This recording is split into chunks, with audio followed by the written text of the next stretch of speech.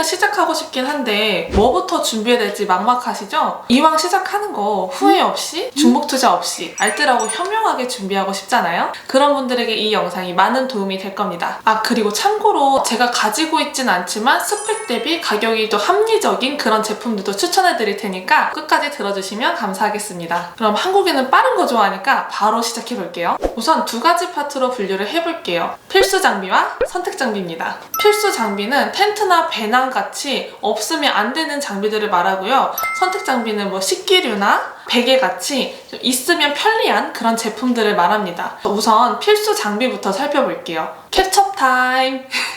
친절하죠?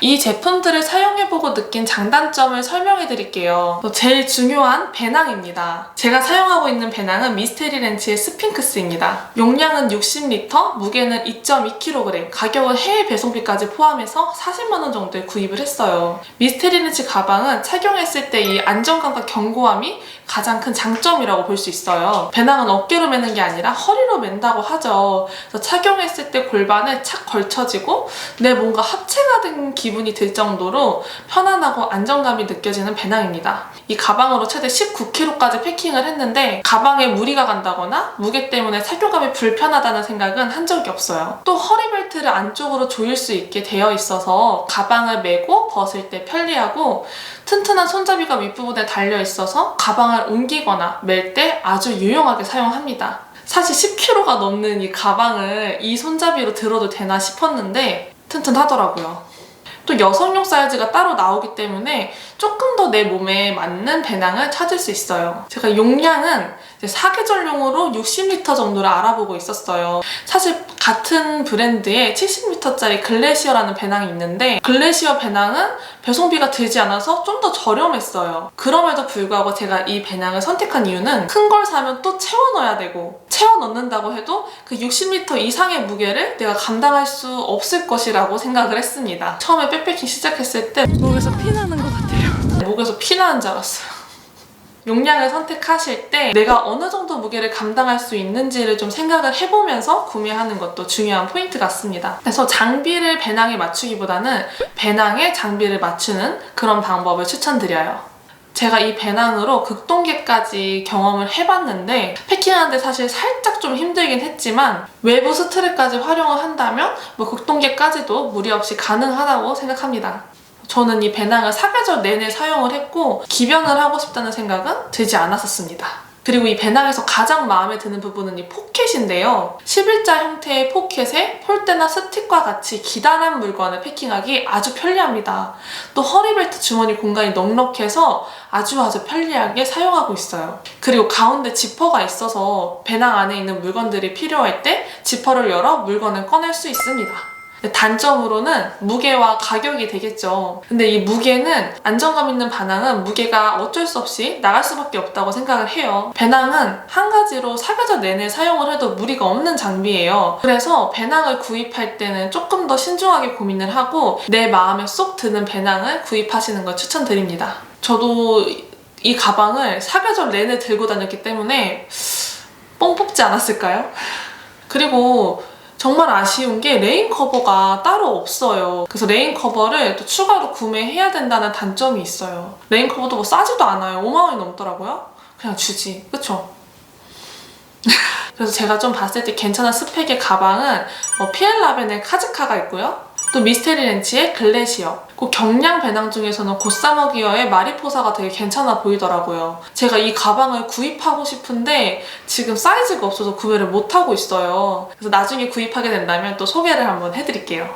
다음으로 텐트입니다. 저는 텐트는 3가지를 가지고 있어요. 첫 번째로 힐레베르그의 안양3입니다.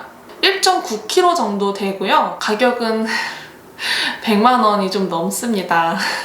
저도 이렇게 모닝 보러 갔다가 그랜저 끌고 오듯이 그렇게 구매를 한 아이입니다. 제일 큰 장점은 설치랑 철수가 빠르다는 거예요. 이 설치랑 철수가 빠른 게 왜 중요하냐면 눈이나 비나 바람이 불 때 설치를 빨리 하고 텐트 안으로 들어가야 하는 상황이 있을 수 있어요. 근데 사실은 이런 날은 백패킹을 안 가는 게 짜증나. 이게 뭐야? 그리고 이너와 플라이가 결합이 돼 있고 폴대도 2개를 11자로 끼우고 팩 4개만 설치하면 되어서 아주 편리합니다. 철수할 때도 폴대를 빼고 텐트는 주머니에 구겨서 넣으면 됩니다. 그리고 터널형 텐트 특성상 바람이 강하다는 장점이 있고 더블월 텐트로 결로가 적습니다. 더블월 텐트는 천조가리가 2개인 거, 싱글월 텐트는 천조가리가 1개인 거, 당연히 2겹인 게 결로가 적겠죠? 또 힐레베르그 텐트는 AS가 정말 편리해요. 제가 메쉬가 찝혀서 그 AS를 맡긴 적이 있는데 굉장히 빠르고 또 친절하게 AS가 진행됐어요. 그것도 공짜로. 그리고 전실은 텐트의 거실이라고 생각을 하면 되는데요. 이 텐트는 전실이 넓어서 등산화, 쓰레기, 배낭 등을 보관하고 음식을 조리하는 공간으로 활용하기가 좋습니다. 또 앞뒤가 메쉬로 되어 있어서 더위를 안 타는 사람의 경우에는 여름에도 사용이 가능합니다. 저는 못해요. 단점으로는 가격과 또 무게가 되겠죠? 그래서 텐트는 한 2kg 안쪽으로 고르는 걸 추천드려요. 그 이상은 무게와 부피 때문에 좀 부담이 가더라고요. 또 터널형 텐트라 설치 공간을 많이 차지해서 공간의 구애를 많이 받고 비자립 텐트라 바위나 돌바닥 같은 데서는 설치가 어렵다는 점이 있습니다. 또 텐트가 곡선형이라 머리 공간이 좁은 느낌이 든다는 단점이 있어요. 다음으로 하계용 텐트로 시트서밋 텔러스를 사용하고 있어요. 무게는 1.6kg, 가격은 67만원 정도에 판매를 하고 있더라고요. 이 텐트 장점은 양쪽에 전실과 문이 있어서 뒷문엔 가방과 짐을 넣고 앞문은 출입구로 활용하기가 좋습니다.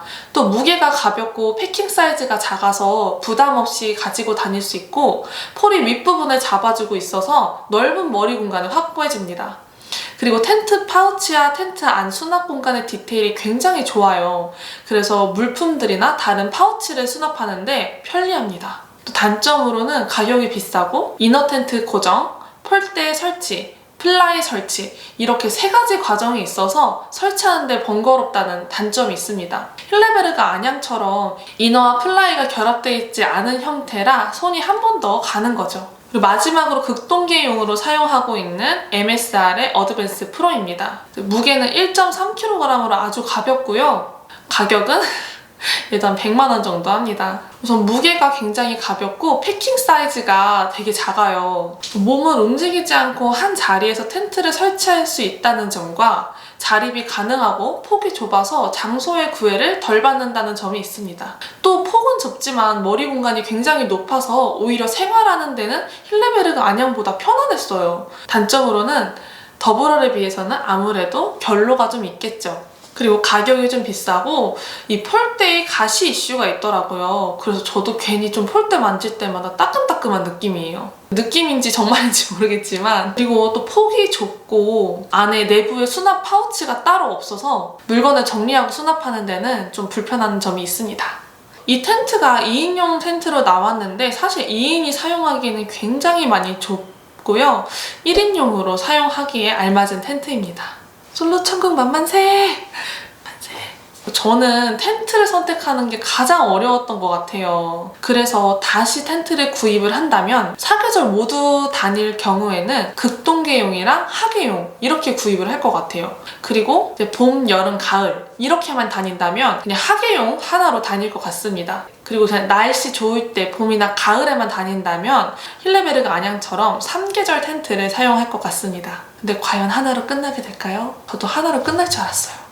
스펙에 비해 가격이 저렴한 텐트로는 니모 아톰, 백컨트리, 제너두, 코오롱 에어로라이트 이렇게 알아보시면 좋을 것 같아요. 그리고 침낭은 3계절용이랑 극동계용 이렇게 사용하고 있어요. 3계절용 텐트로 시트서밋 스파크를 사용하고 있습니다. 무게는 676g, 가격은 51만원 정도에 판매를 하고 있습니다. 이 침낭의 장점은 무게와 부피가 작아서 패킹하기에 굉장히 용이하고 3계절 사용이 가능합니다. 또 시트서밋에서 나오는 침낭은 여성용 사이즈가 따로 나와요. 침낭과 몸의 공간이 너무 넓은 경우에는 온기를 유지하는 데 어려움이 있어요. 어서 주워 들었어요. 그렇기 때문에 내 몸 사이즈에 맞게 구매를 하는 거를 추천드리고요. 사실 저 같은 경우는 키가 좀 큰 편이기 때문에 다른 침낭을 사용해도 되지만 일반적인 체구를 가진 여성분들은 시트서밋 제품을 찾아보셔도 좋을 것 같아요. 그래서 이 침낭의 단점은 우선 또 가격이 조금 비싸다는 점. 그리고 정말 이게 제일 불편한데요. 지퍼를 올릴 때 되게 많이 씹혀요. 그래서 항상 이렇게 좀 옆에를 이렇게 벌리면서 이렇게 하는 뭔가의 기술이 필요해요. 그리고 이게 그 천의 촉감 때문인지 좀 이렇게 습한 느낌이 들더라고요. 그래서 침낭 라이너까지 같이 구매를 해서 사용하신다면 좀 더 쾌적하게 사용하실 수 있을 것 같습니다.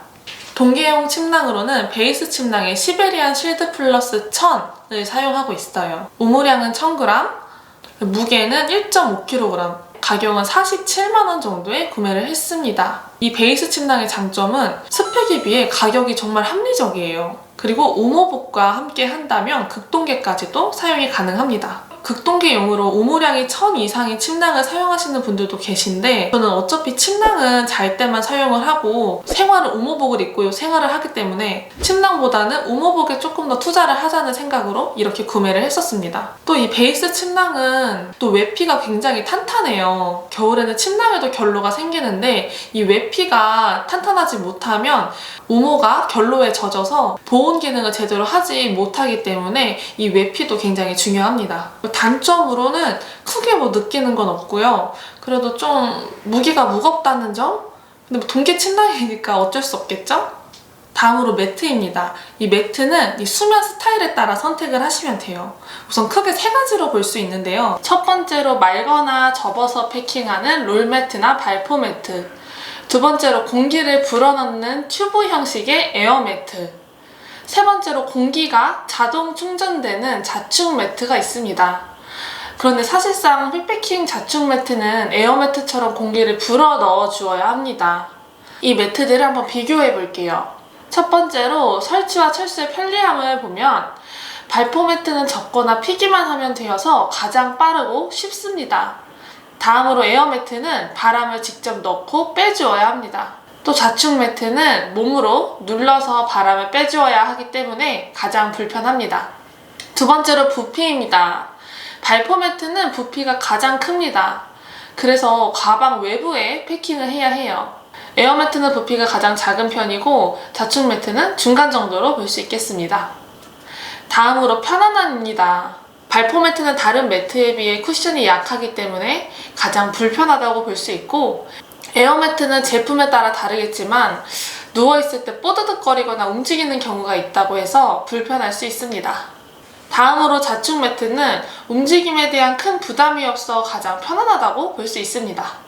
저는 개인적으로 이 가방 외부에 뭔가를 패킹하는 걸 좀 좋아하지 않아요. 그렇기도 하고 제가 잠자리에 좀 예민한 편이라 자축 매트를 구매하게 되었습니다.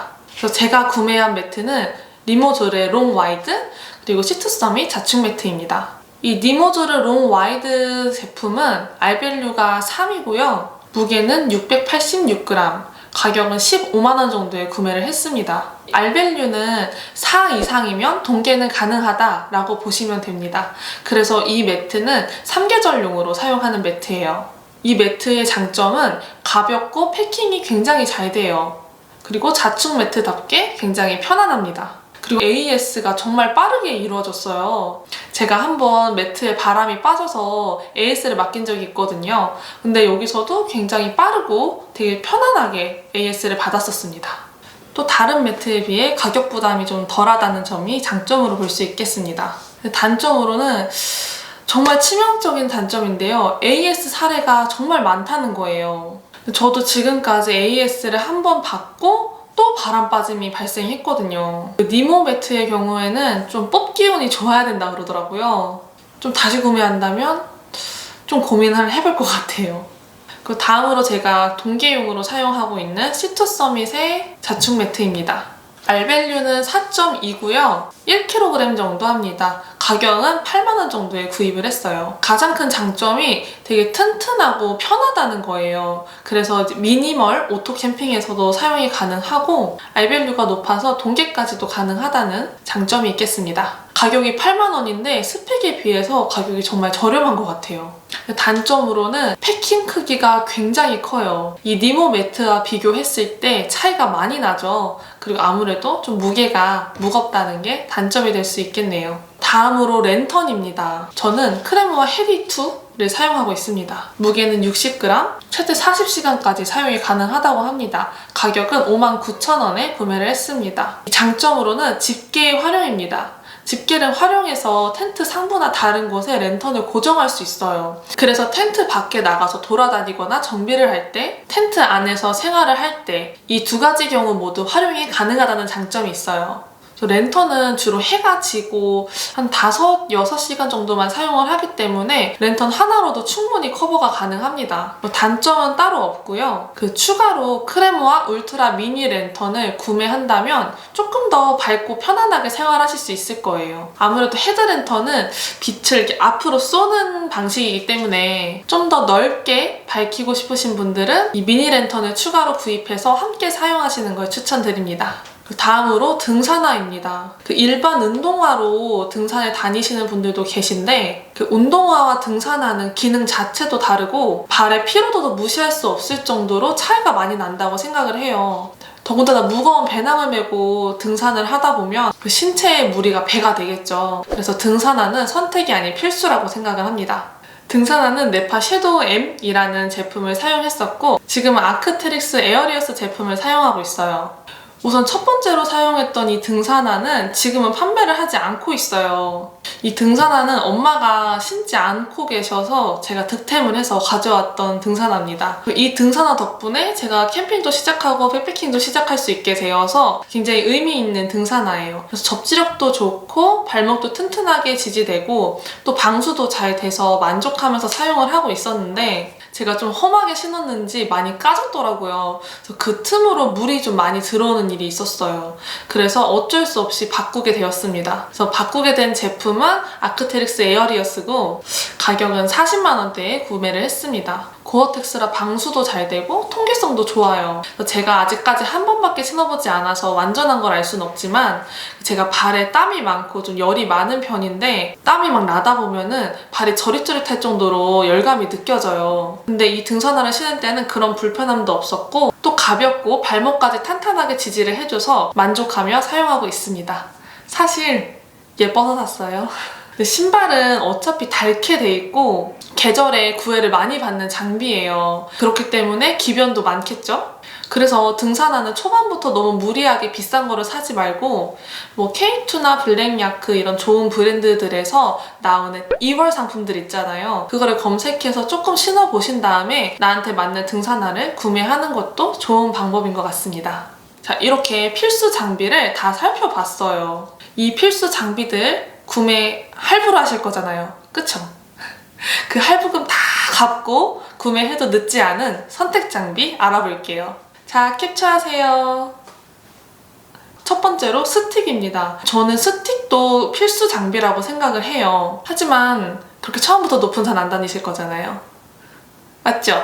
그래서 스틱은 좀 휴양림으로 연습도 다녀보시고 낮은 산으로 많이 산행 경험을 해보신 다음에 구매를 해도 늦지 않아요. 나는 관절이 안 좋다면 스틱보다는 무릎 보호대를 먼저 구매하시는 것도 괜찮은 방법이에요. 이 스틱이 있으면 무게 부담이 적어지고 무릎이나 관절에 가는 그 하중도 분산시킬 수 있어요. 그리고 아무래도 발이 4개가 되다 보니까 조금 산행이 수월해져요. 제가 사용하고 있는 스틱은 레키 플러스팩 크로스 트레일 FX 슈퍼라이트입니다. 가격은 30만 원 정도에 구매를 했습니다. 이 스틱은 굉장히 가볍고 또 제트폴 형식이라 튼튼하고 패킹하기가 좋습니다. 단점으로는 이 그립이 빼고 낄 수 있는데 그게 손에 익지 않으면 좀 어렵더라고요. 그리고 그립을 끼운 상태로 손에 무언가를 쥘 수 없어요. 그래서 핸드폰을 만지고 싶으면 이 그립을 빼고 만져야 한다는 불편함이 있습니다. 다음으로 베개입니다. 저는 엑스패드 다운 필로우를 사용하고 있고요. 이 베개는 굉장히 편안하고 또 다운 제품이라서 겨울에도 사용하기 좋습니다. 단점으로는 이제 베개치고는 부피가 좀 커요. 그리고 다운 제품이다 보니 털이 한두 개씩 계속 빠지더라고요.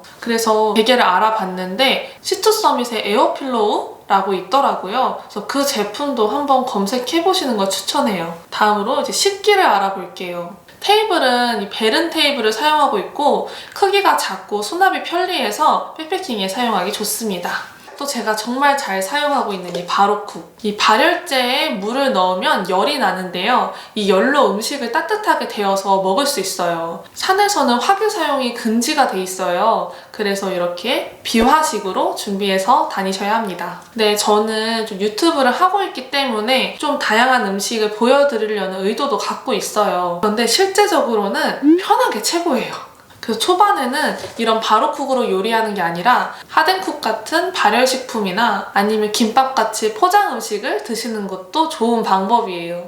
다음으로 데크팩입니다. 텐트에 들어있는 기본 팩은 흙으로 되어 있는 그 땅에만 사용을 할 수 있어요. 그래서 박지를 데크로 선정했을 때는 이 데크팩을 챙겨야 합니다.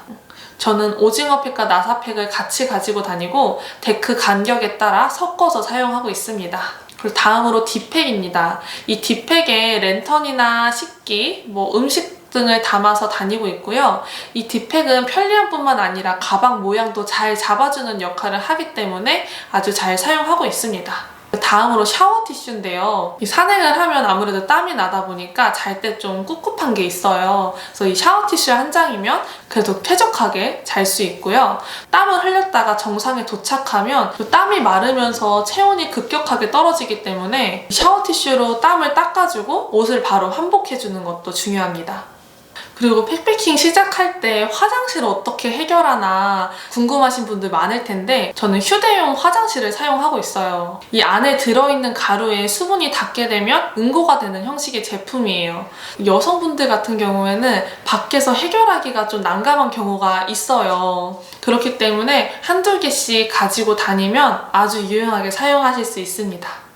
다음으로 돗자리예요. 정말 이렇게 아주 작은 사이즈의 돗자리인데 정말 유용하게 잘 쓰고 있어요. 그 박지에 따라 바닥에 좀 더러울 때도 있고 비가 와가지고 흙바닥일 때도 있어요. 그런 데다가 가방을 내려놓으면 가방이 엉망이 되거든요. 근데 이거 하나 깔고 가방 위에 올려주면 아주 깨끗하게 사용을 할 수 있습니다. 또 전실 공간에 돗자리를 깔아서 먼지가 오는 걸 방지하기도 합니다. 이렇게 선택 장비까지 소개가 끝났습니다. 사실 백패킹을 시작할 때 제일 부담이 되는 건 가격인 것 같아요. 그리고 내가 이 장비를 산다고 해서 이 장비만큼의 백패킹을 다닐 것인가, 그것도 사실 의문이기도 해요.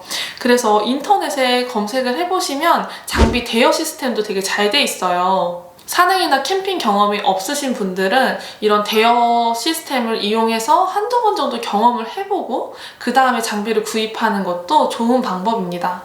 그리고 아니면 가벼운 산행만 할 것이거나 내가 무게 감당이 가능하다면 무게를 좀 올리고 가격을 좀 낮춰서 구매를 하는 것도 좋은 방법이에요. 또 예산이 한정돼 있다면 배낭, 침낭, 매트, 텐트 순으로 좀 투자를 하는 게 조금 더 현명한 방법인 것 같습니다. 그리고 장비를 알아보고 구입하는 것도 백패킹의 재미 중 하나예요. 사실 저는 지금은 장비를 구입하는 게 재밌는 건지 백패킹을 다니는 게 재밌는 건지 잘 모르겠는데 둘 다 재밌는 거겠죠?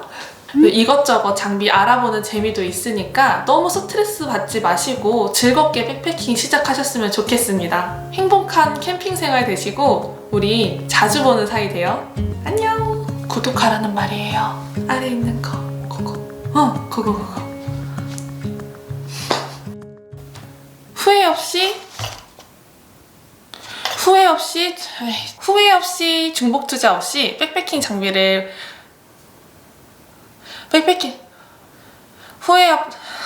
바람을 부어 이너와 플라이가 결합되어 있는 상황. 이너와 플라이가 결합되어 있지 않. 힐레베르가 안양처럼 등산하는 제가 네파 섀도우 M이라는 등산하는 제가 네파 섀도우 M이라는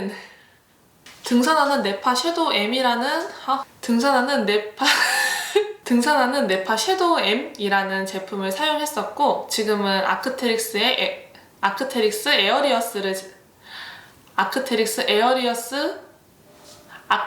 에어리어스 진짜 짜증나. 난 바보야. 아니야.